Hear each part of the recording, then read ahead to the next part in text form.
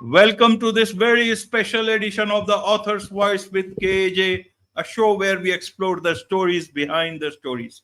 Here we dive into the worlds created by authors, discover their inspirations, and ensure that you walk away enriched and inspired. And today we have with us author Ilene Marcus. She is an inventor, author of Managing Annoying People, and we'll learn to talk about her book, the same Managing Annoying People, 7 Proven Tactics to Maximize Team Performance. Welcome to the show, Eileen. Thanks for having me, AJ. You are welcome. Welcome to the show once again. Eileen, this time on the Author's Voice with KJ. So, very quickly, tell us a bit about your journey. You are an inventor of the Eileen pan, patent pending, if I understand, Yes. and then towards becoming an author, that too about managing annoying people. So, tell us a bit about your journey and your journey towards becoming an author. Was it destined? Was it you planned it out, or it just happened? I always wanted to be a writer. I like those, like the idea of chain smoking cigarettes and writing with a glass of whiskey, like Edgar Allan Poe. When I lived in New York City, I actually lived on Edgar Allan Poe Street where he wrote The Raven. And I always wanted to be an author, but I needed to make money when I got out of college. I was on my own, no one helped me. And I got into public policy and government work and social services, and I loved it. So I got to write speeches and legislation and policy and programs and training manuals. But it wasn't until I became a coach and I became someone who teaches people that I realized I really want to write this book, because I would find myself repeating the same thing over and over again to different CEOs. How are you managing yourself? What are you doing? Why is your team showing up that way? What's your responsibility? So finally, I wrote it down and the book was born. And that's how it happened, because I kept on repeating myself as a mentor and a coach and a consultant. Wonderful, wonderful. So, how did this book happen? Means you just one fine morning, and that too, how to managing annoying people. Who are these annoying people that came into your life or somebody else's life? Tell us about such annoying Yeah. people. So, it's very interesting when you go to write a book. Sometimes, like, the book just pours out of you, but sometimes you have something you want to say, but you have to really search for the right angle. And at the time, I was working with a very prestigious coaching company, Vistage, working with CEOs. And I was really working on, like, what is my core message? And my core message was that you come to me with all these problems with your staff that in most cases you hired or you manage, and you complain about them. And I really saw the world differently, because when I managed, I created, I managed a big bureaucracy of 10,000 people in one of my first management jobs. And what I found was I created a table of mini me's, meaning everything that I liked about myself. I was aggressive. I got things done. I asked questions. I moved forward. I took leadership. These people were doing. But as a leader, when they reported to me, it was a lot of things coming at me and I couldn't keep it all together. So even my superstars were annoying. And that's not a topic that's written about. We write about difficult people. We write about people that are frustrating, angry people. We write about people that are disengaged. But there aren't many books about how to manage your superstars that you need to perform, because they do get under your skin if you've ever managed. And that's how the book was born. People have really confident, intelligent staff that gets under their nerves because they always need something extra. They're always doing something special, or they're going off agenda because they see the next link that you might not be ready for. Does that make sense? So that's Yes, why I wrote it. It's really about, those really high performers and getting the whole team up to that level. absolutely. So here, annoying people are not that annoying. They are the ones who bring results. In fact, Eileen, if I understand I'm correctly. saying, yeah, a lot, because a lot of people, right, exactly. We all know it. The high performers need things. I need more resources. I need your time. I need you to deal with this exactly. Can you call this person to make the road clear, get the barrier removed? So annoying people put demands on you as a manager. And believe me, when you're managing big systems, that's annoying, even though you want what they're giving you. Absolutely. So let's understand a bit more in detail about this book of yours, Eileen. What have you discussed in this book? You talk about 7 proven tactics to maximize team performance. Yes. Give us some more detail so that someone who hasn't read the book can even understand it, what's in the book, and may be tempted to buy. Yeah, I would love for you to buy it. So the first thing that I talk about in managing annoying people is really the switch, which is, and KJ knows this, I love it. When you're pointing the finger at someone else, you have 3 pointing back at you. So it's not really about the other person being annoying, it's about your reaction to them. So that's the first thing I really talk about. What's your reaction? Do you fight? Do you freeze? Do you focus? How do you get off track when someone annoys you? Especially as the leader, it's your job to really set the pace for everyone. And then once you understand, maybe it's me, my team can get me frustrated, but then I get riled up or I get angry or I don't deal with it. Then I give different techniques about how to deal with what I call the trap of annoying subordinates, how to prevent them from sucking your energy, how to change the relationship dynamic, how to set boundaries, how to guard your time. Huge one, right? Time is the only thing we can't make more of. How to keep them busy, how you stay consistent and how you manage them. And there's a lot of tricks and techniques on how to do that in the book. It's a very much a how to. So I talk about a scenario and people are always like, oh my God, are you in my head? How did you know that happened? Because that's what happens when you manage. And then I give you some options and how you can deal with it differently. So that's what the book is really about. It's a very practical how to get out of the stuck dynamic with someone who's annoying you and sucking your time and energy. Absolutely. So, who is this book for, Eileen? Is it for leaders, managers, or is it aspiring leaders so that they can, all this, learn all these things at a very early stage? It's very funny you ask. I mean, it's not funny you asked that. It's funny the progression. The book is now almost 10 years old and it's going to be republished and redone. I'm very excited to have a literary agent. So it's going to be republished and configured because originally it was written for leaders. And a lot of leaders don't want to admit they're annoying, and a lot of HR departments don't want to admit their staff is annoying. But over time, especially after COVID, when everybody started to realize the importance of mental health and how you relate to people, the book has become more, instead of for leaders and managers, more for the subordinates. Why does my boss react that way to me? Why aren't I getting the promotion? How come no one ever listens to me in the team meeting? So the target of the book has kind of changed to, why don't you understand why you're annoying your boss and not getting what you want or you expect out of work? So it's gotten a broader audience as it's lived over the last 10 years. Absolutely. So, is it only the high performers who keep on asking for resources? Is it the no performers also? They keep on asking for a lot of things. How do you manage those? Do you fire them straight away, or do you manage them differently, Right. Eileen? It's a different world today's time. Right. There are really 3 types of people that are annoying, right? It's the annoying ones, that really just, are always asking the same question or always late, just don't do their job, right? But if they're bad and they're not doing their job, you should be putting them on a correction plan and managing them. That's not annoying. That is not fulfilling the employer-employee contract, right? I pay you for a job, you do it. If that's not happening, that is not annoying. That is non-performance, and that is a separate issue. At the same time, if an employee is very high functioning but is insubordinate, that's another issue. If they're always going above your head or around you, that also needs to be addressed. What we're really talking about is those people that are doing their job, are competent, ethical, and moral, but for whatever reason, always need something from you, or always talking to you at the worst time, or always demanding more resources. So yes, it's people who want to help you but want more, but it's also people that tend to just zap your energy. A classic case I had was someone who was a CEO who was working with a CFO, and they had come up in the business together and they loved each other, but the CEO was having a big problem. He didn't realize his team was falling apart, but a lot of the stuff.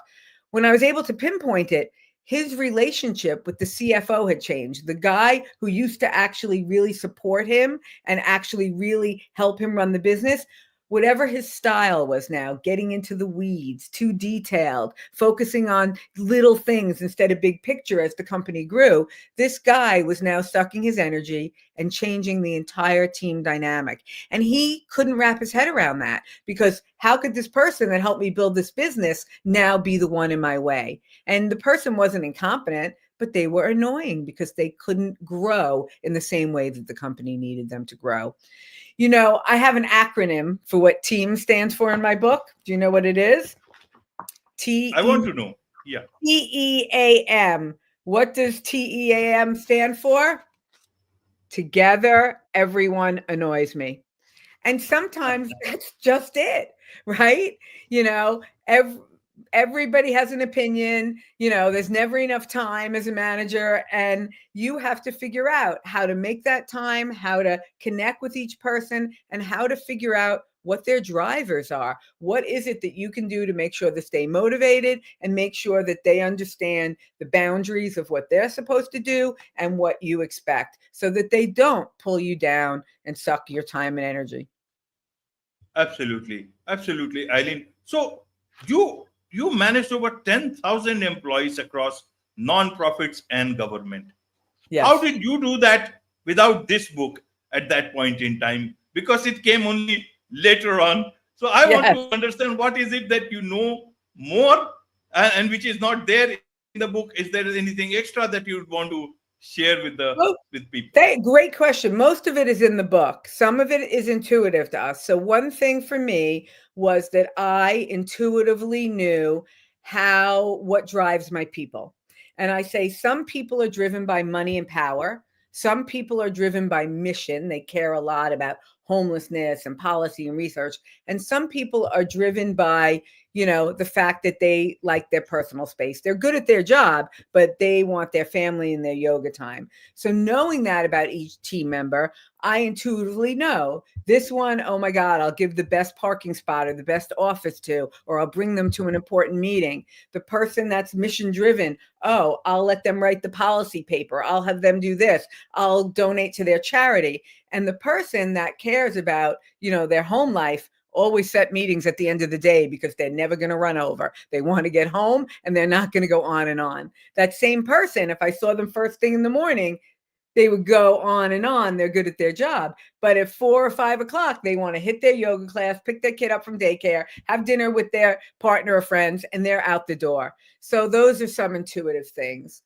I learned the hard way. I was a young manager and I had to really learn how to establish my authority, in these rooms. And I worked with a lot of people who had been in government a long time, a lot of union members. And a big part of it that the book talks about is consistency. You don't do something once and boom, it changes. You have to show them who you are time and time again, or it won't change. And that means that I have to be grounded in myself. I have to know why I'm doing it. And I have to understand the really simplest thing that I'm asking them to do. I have to break everything down into really basic steps to say, did this happen? Did that happen? And this. And that's what I learned in managing, that, as a manager, it's your job to give them the direction and the resources and then the help to get there. And if I'm not giving the direction and the resources, no wonder they're going to be lost and annoying. So that's a big part of the brand too. Absolutely. So a lot of people may have bought the book. A lot of people are still yet to read the book. Those people who have not read the book, and perhaps, I don't know, in the future they may or they may not, but what is it that you still want all of these people to know about? Anything specific, key message that you want them to know about? Any paragraph that you'd want to share with the audience Yeah. within yourself? Well, the paragraph I want to share, I don't have my hand on right now, but it's really about your reactions speak louder than your actions. You plan to go in as the leader or a staff member. I'm going to dazzle my boss. I'm going to do this. I have a great presentation, and something annoys you. Someone else goes before you. Someone else says something you didn't want to talk about, and you lose your composure. So the most important thing is that you manage yourself. Managing annoying people is really about keeping yourself calm and even, and to address what's in front of you instead of you getting upset. because then everybody else will ratchet it up. So I could read one little paragraph. Yes. Yes, please. Yes, yes. Let's read annoying. This is from chapter 1, The Trap of Annoying Subordinates. Annoying is subjective. We all experience annoying differently. Many books and articles discuss various types of annoying people and provide suggestions to address their behaviors. You know the type: the excessive talker, the know it all, the maybe guy, and my favorite, the martyr. All of these books are on point about what is annoying, but none directly discusses the relationship if one of you is the boss and the other is the subordinate. This drastically changes the dynamic, as the power differential should be in your favor. Annoying people who report to you do more damage than just annoy you. They steal your time and energy. As a leader, you are not the only one stuck in the trap. When your productivity falters, so does the productivity of your team. Being a senior manager is about setting the direction and steering the entire ship to that destination. If you get sidetracked, the entire enterprise can fall off track. If staff drains you, you cannot stay focused on achieving results. The plot thickens, and when you add in the team, the time drain multiplies. Absolutely, absolutely, Eileen. So let me ask you then this, and this is the crux of all the things important that you would want people to know. Now, in terms of writing this book, what was the most challenging part of writing this book? Was it very easy, or there were many people who annoyed you while writing this book itself? I think the most challenging part was not to get stuck in the stories, to find the right story that would explain it to everything, that was the most generic so people could understand, yes, I have that person on my team who always second guesses me. Or yes, I have that person on my team who is always late for meetings with a great excuse. I was with a client, I was this. Or yes, I have that person who always runs out the door at 5 o'clock. So making those scenarios really generic enough so that everybody can say, oh, and writing it in a way that didn't say you're the problem. Like letting people see, oh, maybe it's the way I'm doing it. Maybe it's what I have to do differently, not what I expect of other people.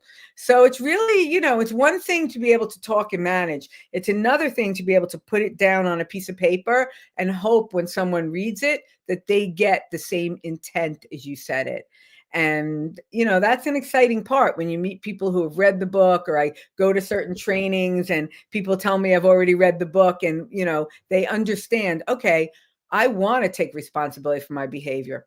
I don't work in an office that does that. How do I start changing that culture? So that's why it impacts the whole team. But that's the most challenging thing, to get people to see their part and their role and to write that in a way that it's accessible. Absolutely. And Eileen, you mentioned about that an updated version will come out very soon. So in you see a lot of this world has changed since the last years that this book was out first. COVID happened, remote working took a center space in our lives, and so many other things have happened. Toxic workplace, this term has also come up. Great resignation happened, quiet quitting very much happening, revenge quitting happening. All these things are happening, and the world is trying to understand the future. Artificial intelligence has come in, bots are replacing people, bots are replacing managers, and there is this whole talk about that the CEO might also get replaced by a bot, because one of the experiments that a Hong Kong company, if I understand, did a did this experiment, and perhaps the bot was doing, bot CEO was doing better. That's what I read of that last. So what is it that the update is all about? How would you like to understand this annoying part, this human resource management part, that you would want people to understand through your update? Help us understand about That it. is a great question. So I think the part about the update is more about really understanding what happens to us when we get annoyed. We talk a lot about anger and frustration and how our cortisol levels rise and flight or fight response. But annoying is right in that vein. Physiologically, it has the exact same impact, right? Your frontal cortex gets triggered, you get excited. And I was thinking the other day, I was doing something on Chat GPT, and I kept saying, "You're not getting it. You're not getting it." Like I was writing it different ways.